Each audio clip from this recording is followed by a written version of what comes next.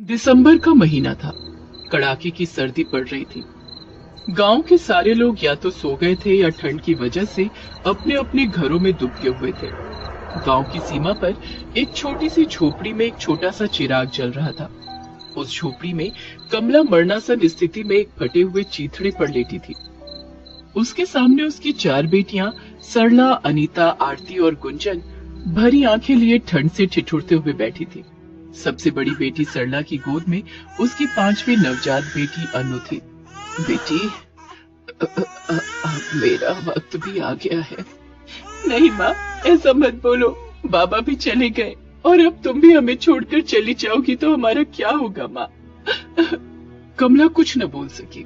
उसकी आंखों से आंसुओं की धार बह निकली और फिर जिसका डर था वही हुआ।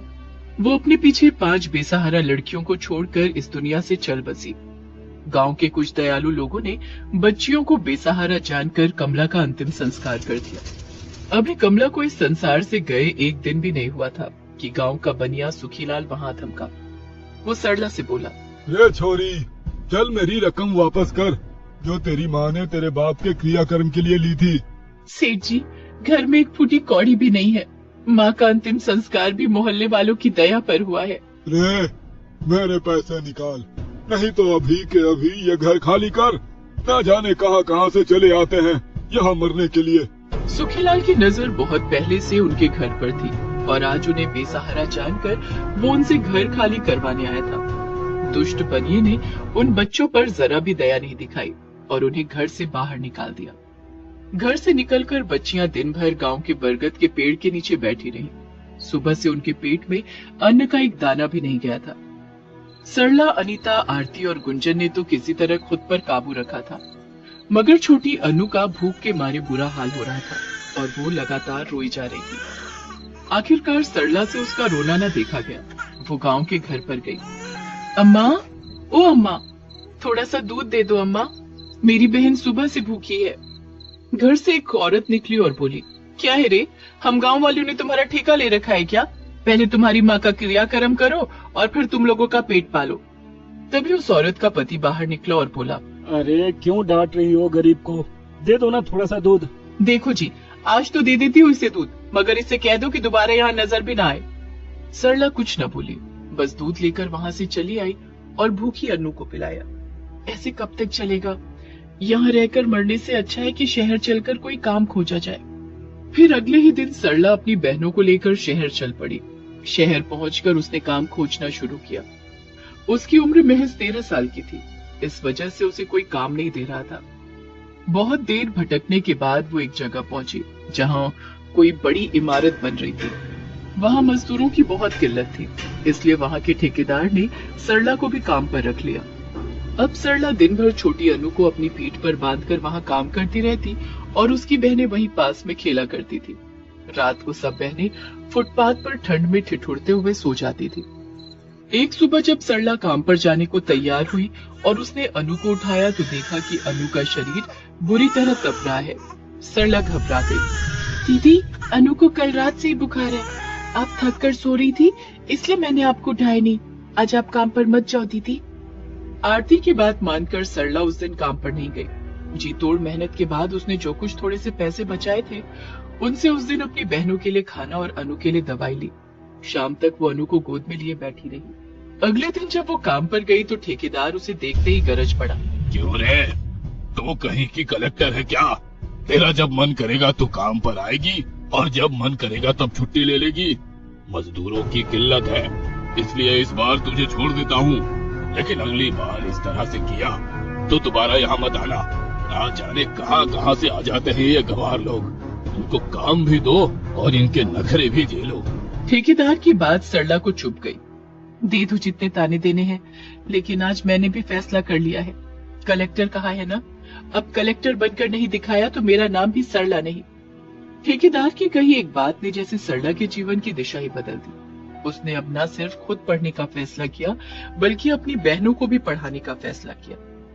अगले दिन वो आरती, अनीता और गुंजन को लेकर शहर के सरकारी स्कूल में गई।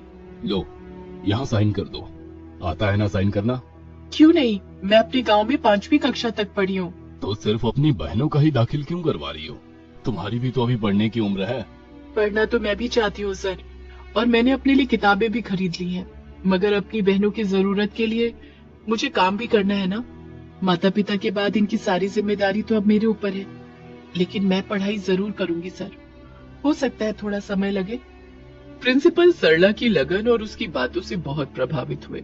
उन्होंने कहा, देखो बेटी, सरकार ने तुम जैसे कामकाज बच्चियों के लिए रात के स्कूल शुरू किए हैं। इस स्कूल में रात को क्लास लगती है, तुम चाहो तो रात को यहाँ आ सकती हो। प्रिंसिपल सर की बात में सरला को आशा की एक किरण दिखाई दी। जी सर, मैं जरूर आऊंगी। इस तरह सरला और उसकी बहनों की पढ़ाई फिर से शुरू हुई। शुरू में सरला को दिन भर थकने के बाद रात को विद्यालय जाने में बहुत दिक्कत आती थी, मगर उसने उम्मीद का दामन नहीं छोड़ा। लेकिन सरला की पढ़ाई की राह इतनी आसान नहीं थी। एक तो दिन भर काम करना, फिर स्कूल जाना। वो चाह कर भी पढ़ाई पर अपना ध्यान नहीं दे पा रही। इसका नतीजा ये हुआ कि अपनी पहली तिमाही परीक्षा में वो फेल हो गई। फिर भी उसने पढ़ाई जारी रखी, लेकिन पढ़ाई जारी रखने में और उस पर ध्यान देने में बहुत फर्क होता है। ठीक से पढ़ाई न कर पाने के कारण वो बार बार फेल होती रही। नौबत यहाँ तक आ गई कि फेल होते होते वो अनीता की कक्षा में आ गई। एक दिन प्रिंसिपल ने उसे बुलाया और कहा, सरला, अगर इस तरह से पढ़ाई करोगे तो तुम छठी कक्षा में ही रह जाओगी। कलेक्टर बनना तो दूर की बात है। देखो, तुम्हारी बहन अनीता भी अब तुम्हारी कक्षा में आ गई है। मैं क्या करूं सर? अगर मेरे अकेले की बात होती तो मैं सिर्फ पढ़ाई पर ध्यान देती, मगर यहाँ मुझे अपने साथ साथ अपनी 4 छोटी बहनों का भी ध्यान रखना है। मुझे तो लगता है कि मैं पढ़ाई छोड़ ही दूं। इतनी जल्दी हार नहीं मानते बेटा। भगवान मुसीबत भी उन्हीं को देता है जो इसे झेलने की ताकत रखते हैं। दुनिया में ऐसा कोई इंसान नहीं है जिसके जीवन में समस्या नहीं है, और दुनिया में ऐसी कोई समस्या नहीं है जिसका हल नहीं निकाला जा सके। प्रिंसिपल सर की बातें सुनकर सरला का हौसला बढ़ा। तो सर आप ही बताइए, मैं पढ़ाई और काम दोनों एक साथ कैसे संभालूं? सबसे पहले तो तुम्हें पढ़ाई का एक रूटीन बनाना पड़ेगा। उसी रूटीन के हिसाब से तुम्हें ध्यान लगाकर पढ़ाई करना है। पढ़ाई में कहीं कोई दिक्कत आए तो तुम बेझिझक पूछो। अब तो अनीता भी तुम्हारी ही कक्षा में है, तुम उससे मदद ले सकती हो, और मुझसे कभी भी किसी चीज की जरूरत हो तो बेझिझक कहना। मैं हर वक्त तुम्हारी मदद को तैयार हूँ। पढ़ाई से हार मानकर सरला ने प्रिंसिपल सर की बात मानकर एक बार फिर से जी जान से पढ़ाई में लग गई। वो पहले सुबह उठकर 2 घंटे पढ़ती, फिर काम पर चली जाती। काम से लौटने के बाद 1 घंटे घर पर आराम करने के बाद वो फिर अपने स्कूल जाती थी।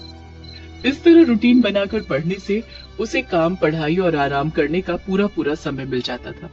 धीरे धीरे उसे इसमें मजा आने लगा। इस तरह उसने रात के स्कूल से ही 12वीं तक की पढ़ाई पूरी कर ली।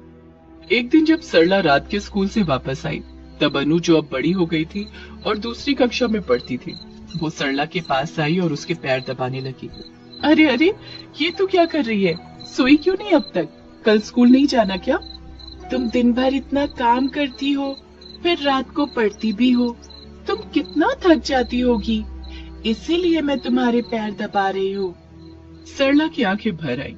उसने अनु को गोद में उठा लिया और उसे गोद में लिए हुए ही सो गई। 12वीं तक की पढ़ाई तो सरला ने पूरी कर ली। अब बारी थी अपने सपने को पूरा करने की, कलेक्टर बनने की। शहर के कॉलेज में दाखिला लेने के साथ ही उसने सिविल सर्विस की तैयारी शुरू कर दी।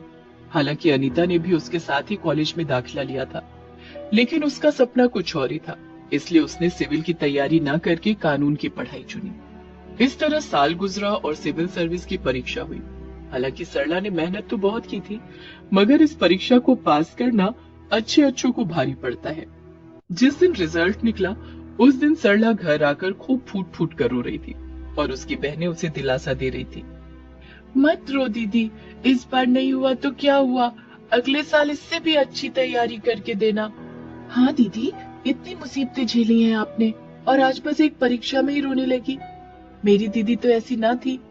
सरला दुखी तो थी, मगर अपनी बहनों पर आज उसे बहुत गर्व भी हो रहा था।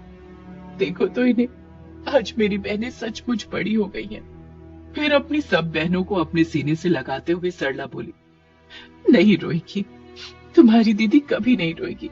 अरे, जिसके पास इतना प्यार करने वाली बहनें हो, वो भला क्यों रोएगी? इस बार ना हुआ तो ना सही, मैं फिर से अगली बार खड़ी होंगी और इम्तिहान दूंगी। तब भी नहीं हुआ तो तीसरी बार दूंगी। मैं भी देखती हूँ कि अब किस्मत का जोर चलता है या मेरी मेहनत का। और इस तरह सरला अपनी बहनों के लिए फिर से जीवन के संघर्ष में कूद पड़ी। अगले साल फिर से परीक्षा हुई और इस बार भी सरला का चयन नहीं हुआ। वो घर आई तो देखा उसकी सब बहनें खड़ी उसकी राह देख रही हैं। क्या हुआ दीदी, इस बार हुआ? सरला ने इनकार में गर्दन हिला दिया। देखो दीदी, रोना मत, हिम्मत मत हारना। अरे नहीं रे पगली, तेरी बहन इतनी कमजोर नहीं रही अब। मैंने कहा था ना कि एक बार में नहीं हुआ तो दोबारा दूंगी, दोबारा नहीं हुआ तो तीसरी बार दूंगी। याद नहीं मांझी फिल्म में दशरथ मांझी ने क्या बोला था? जब तक तोड़ेंगे नहीं तब तक छोड़ेंगे नहीं। इस पर सब बहनें खिलखिलाकर हंस दी। इस घटना को कुछ साल गुजर गए। शहर में सरकार ने लड़कियों के लिए एक स्कूल बनवाया था। आज शहर के डिप्टी कलेक्टर के हाथों उसका उद्घाटन होना था। स्कूल को बनाने वाला ठेकेदार भी उस समारोह में आया था। तभी वहां काम करने वाले एक आदमी ने ठेकेदार को कहा, साहब, डिप्टी कलेक्टर की गाड़ी बस पहुंचने ही वाली है। जा, जल्दी से सबको बोल सामने आ जाए और डिप्टी कलेक्टर का अच्छे से स्वागत करें। ठीक समय पर डिप्टी कलेक्टर की गाड़ी आई। डिप्टी कलेक्टर कोई और नहीं, सरला ही थी। उसका कहना भी एकदम सच निकला, जब तक तोड़ेंगे नहीं तब तक छोड़ेंगे नहीं। स्वागत और उद्घाटन समारोह के बाद कलेक्टर साहिबा खुद चलकर ठेकेदार के पास पहुंची। अरे मैडम, आप कोई बात थी तो मुझे बुला लिया होता। आपने मुझे पहचाना नहीं, मगर मैंने आपको पहचान लिया है। आज से कई सालों पहले आप इसी शहर में कोई इमारत बनवा रहे थे और वहाँ मजदूरों की बहुत किल्लत थी। ठेकेदार के सामने सब आईने की तरह साफ हो गया। उसे सब कुछ याद आ गया। हाँ मैडम, लेकिन आपको ये सब कैसे पता? वो इसलिए कि वहाँ मैंने भी मजदूरी की थी। एक दिन काम पर न आने के कारण आपने कहा था कि तू खुद को क्या कलेक्टर समझती है। देखिए, आज मैं कलेक्टर बन गई हूँ। ठेकेदार को काटो तो खून नहीं, वो हकलाने लगा। मैडम, मुझे माफ कर दीजिए। अरे आप माफी मत मांगिए, आज आपके कारण ही मैं यहाँ तक पहुंची हूँ। उस दिन की आपकी बात को गांठ बांधकर ना मैंने पढ़ाई शुरू की, बल्कि अपनी बहनों को भी पढ़ाया। आज मेरी सबसे छोटी बहन अनु डॉक्टर है। मेरी दो बहनें गुंजन और अनीता शहर की नामी वकील हैं, और मेरी पांचवी बहन आरती कॉलेज में प्रोफेसर है। और ये सब हुआ है आपके कारण। आपकी कही एक बात ने उस दिन मेरे जीवन की दिशा बदल कर रख दी थी। समय हो रहा था और सरला को वहां से जाना था। उसने ठेकेदार से कहा, अच्छा मैं चलती हूँ, आप अपना ध्यान रखिएगा। कलेक्टर का काफिला वहां से चल दिया, मगर एक बात ठेकेदार के मन में घर कर गई कि आज की लड़कियां कमजोर नहीं हैं। अगर उन्हें सही दिशा दी जाए तो वो बड़ी से बड़ी मंजिल को भी आसानी से प्राप्त कर सकती हैं। स्नेहलता गर्भवती थी। उसका आखिरी महीना चल रहा था। किसी भी दिन और किसी भी समय उसे अस्पताल जाना पड़ सकता था। स्नेहलता और उसका पति दिवाकर नन्हे मेहमान के आने के बेसब्री से इंतजार कर रहे थे। एक रात जब दिवाकर गहरी नींद में था, तभी उसके कानों में स्नेहलता के कराहने की आवाज सुनाई दी। दिवाकर, दिवाकर। दिवाकर बिस्तर पर तुरंत उठकर बैठ गया। क्या हुआ स्नेहलता? दिवाकर पेट में बहुत दर्द हो रहा है, जल्दी से डॉक्टर के पास मुझे ले चलो। दिवाकर ने गाड़ी निकाली और अस्पताल की ओर चल पड़ा। उसके घर से अस्पताल की दूरी 15 किलोमीटर के करीब थी। रात काफी हो चुकी थी, इसलिए सड़कें लगभग सुनसान थी। वो धीरे धीरे कार लेकर अस्पताल की ओर बढ़ रहा था। तभी उसकी एक नजर एक आदमी पर पड़ी, जो हाथ के इशारे से गाड़ी रोकने के लिए कह रहा था। भाई साहब, गाड़ी रोकिए भाई साहब। दिवाकर ने देखा कि एक आदमी अपनी गर्भवती पत्नी के साथ रास्ते के किनारे खड़ा है। उसने अपनी कार उसके पास जाकर रोक दी। भाई साहब, ये मेरी पत्नी है, इसे प्रसव पीड़ा हो रही है। मुझे इसे लेकर अस्पताल जाना है, लेकिन देखिए ना, कोई हमें लिफ्ट ही नहीं दे रहा है। प्लीज हमें अस्पताल पहुंचा दीजिए ना। अरे हाँ, क्यों नहीं, आइए बैठिए, मैं भी अस्पताल ही जा रहा हूँ। मेरी पत्नी का भी यही हाल है। वो दोनों दिवाकर की कार में बैठ गए। अभी मुश्किल से दिवाकर 3 किलोमीटर भी नहीं गया था कि उस आदमी ने अपनी कमर से पिस्तौल निकाली और दिवाकर की कनपट्टी पर लगा दिया। रोको, गाड़ी रोको। अरे ये क्या कर रहे हैं आप पागल तो नहीं हो गए?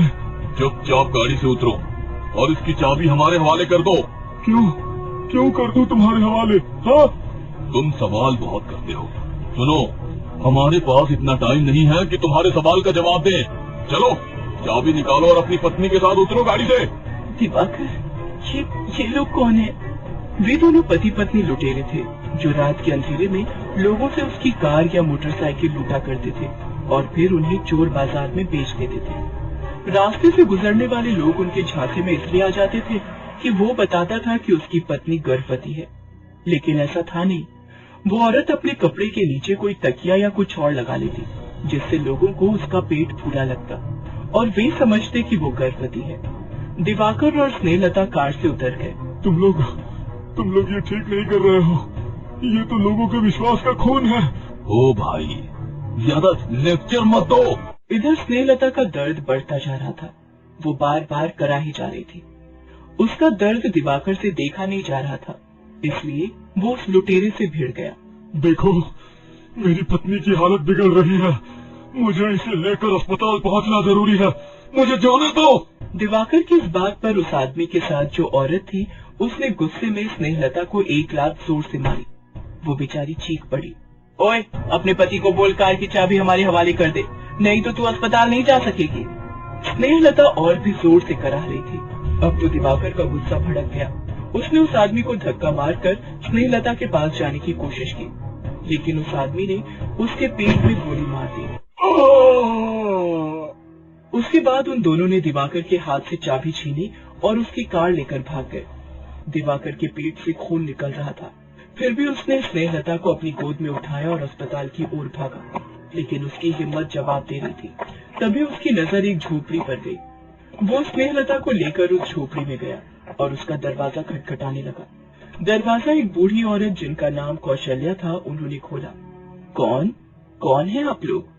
और ये चोट कैसे लगी आपको? इससे तो बहुत खून निकल रहा है।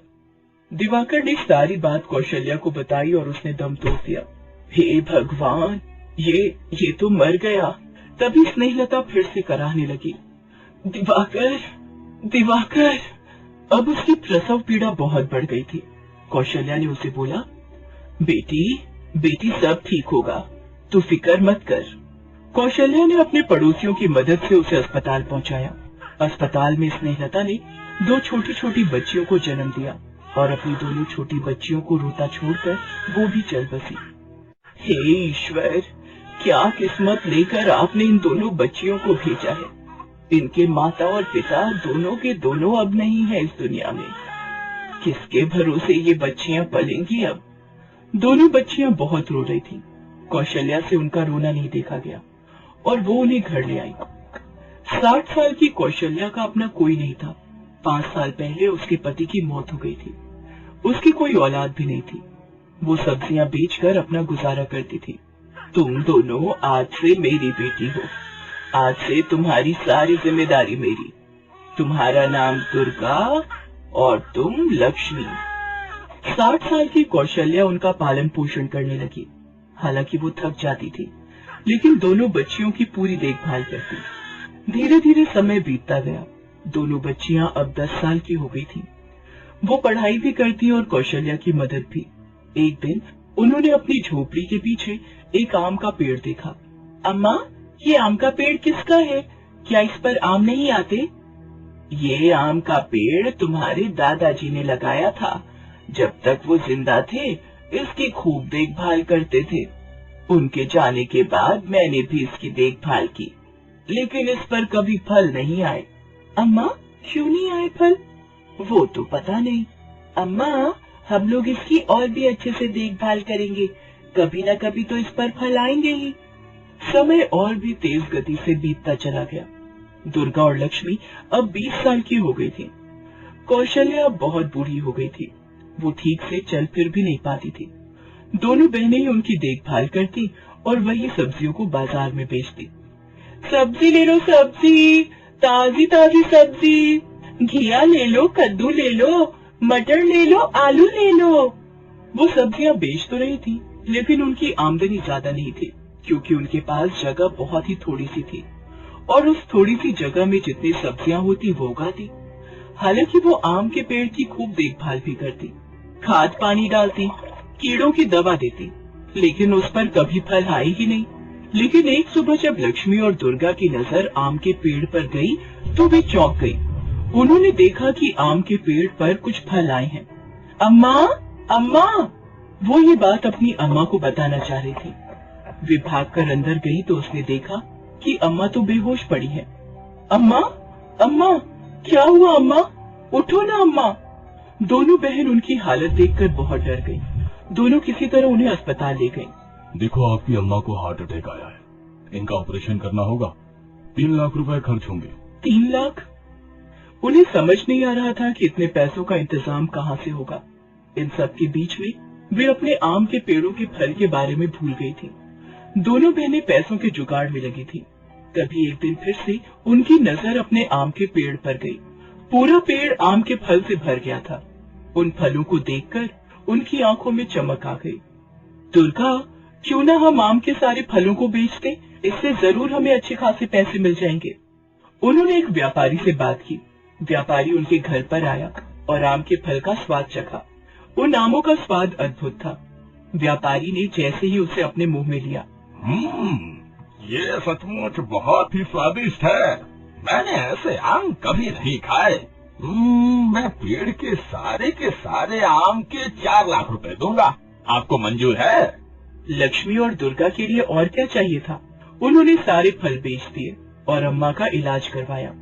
अम्मा पूरी तरह ठीक होकर आ गई। उन्होंने बाकी के पैसों से और भी आम के पेड़ लगाए और उनकी भी देखभाल पूरी मेहनत से की। अम्मा देखना, एक दिन ये सारे पेड़ भी लग जाएंगे और इन पर भी खूब सारे फल आएंगे। धीरे धीरे उन पेड़ों में भी खूब सारे फल आए। उसके बाद तो उन आमों ने उनकी किस्मत अपनी तरह ही सुनहरा कर दिया। कल तक झोपड़ी में रहने वाली और दुखों में अपना जीवन बिताने वाली अम्मा की उन अनाथ बेटियों ने आम के व्यापार से न सिर्फ पक्का घर बनवाया, बल्कि आम के अचार की फैक्ट्री की शुरुआत भी की, जिससे कई लोगों को रोजगार मिला और वे दूसरों के लिए प्रेरणा का स्रोत